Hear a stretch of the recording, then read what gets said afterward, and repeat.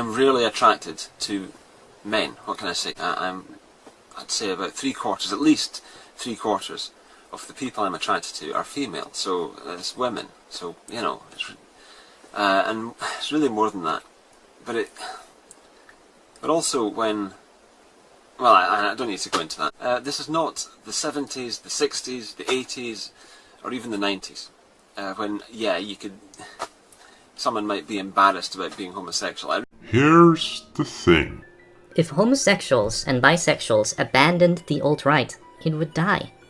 You have no idea how dependent this movement is on gay men who care more about their people, ethnicity, and culture than they care about butt sex. This, on top of saying no gays allowed, which would bar Greg Johnson and me, both of whom have done far more than you, attacked Tara for being part Indian, and Mike for having had a Jewish wife. And don't chalk this up to youth. I've seen people like you. You don't change. And this is Richard Spencer. Richard Spencer. Richard Spencer. Can gay men who play down gay rights issues and support the family and the nation be accepted as part of the alt-right movement? Would you like to take that prickly question? I would say absolutely. I mean, my concern is always for social norms. I'm not really concerned with what outliers do, as long as they don't affect the social norms. I think, in any society there will be outliers, and I think it's probably a sign of a healthy society that there are outliers and that the core is strong enough to withstand them and maybe even benefit from them. And I think that if gay men, what was the wording? If they uphold traditional values right. and families, well, yeah, of course. I mean, what more do you want? I basically agree with you. And I think there's an anecdote of or a saying that I believe Jean-Marie Le Pen said, which is that gays are kind of like a spice or salt in a meal.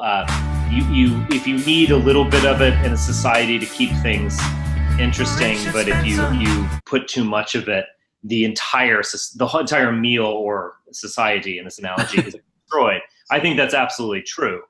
I would also agree with you. It's a balance, and I don't think anyone wants to. If someone genuinely wants to help the movement, I think we would be remiss in saying no. Richard Spencer. And how can I be racist if I have yellow fever? When I was in college, I dated a Korean girl. I loved her to death. She took me to a Korean party. We had a great time. I took her home to my apartment. We had a memorable weekend. It wasn't until Monday that I realized this isn't my girlfriend. It was some other girl. But see, that's an advantage because Asian girls, they pretty much all have black hair, brown eyes, built the same. They're cute. And that's a feature. It's called standardization, or in the software industry, we call it plug and play. So you don't have to worry about it. You can mix and match easy. Whereas white girls, you have blonde, you have brunette, you have blue eyes, green eyes. It's just a mess.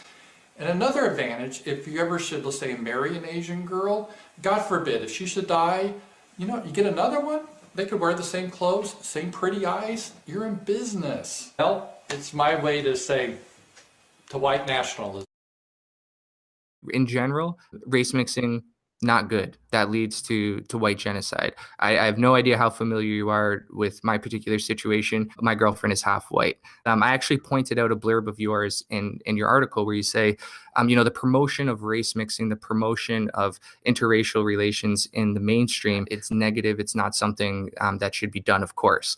However, you make an exception for individuals who are naturally in love, individuals who are not necessarily brainwashed by the media and are in support of white well-being. So I take it on the chin and I say, hey, you know what? I'm not necessarily doing something that everybody should be doing. Nonetheless, I'm fighting the same battle with all my heart, and I'm never going to give up on it. That being said, I got to flip it back around on you and say, if the majority of people were homosexual, the white race would die as well. So I want to ask you, can you take that on the chin and say, yes, essentially, this is not necessarily good for white people, but I'm still fighting this battle just as much as you are? Well, I mean, first of all, People don't choose to be gay, but people do choose to be race mixers. Okay. One thing. Let's have the debate, buddy. Let's have the debate. Yeah. One thing is a choice, and the other thing just happens. Can you tell me the percentage of white DNA that you apply to consider somebody white? That depends on the group you mix with. Mix with blacks, blacks are so profoundly different.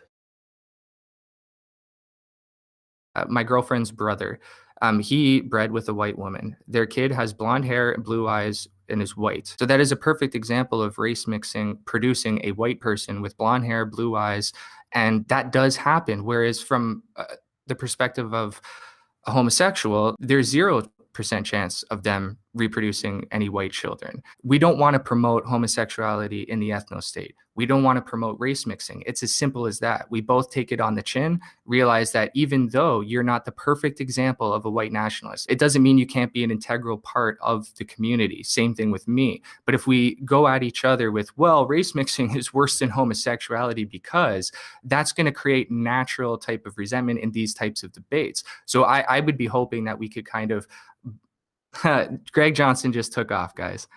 Greg Johnson just took off. There's a lot of room in the alt-right. Room enough for nationalists, populists, libertarians, storm fags, even degenerate race-mixing homosexuals.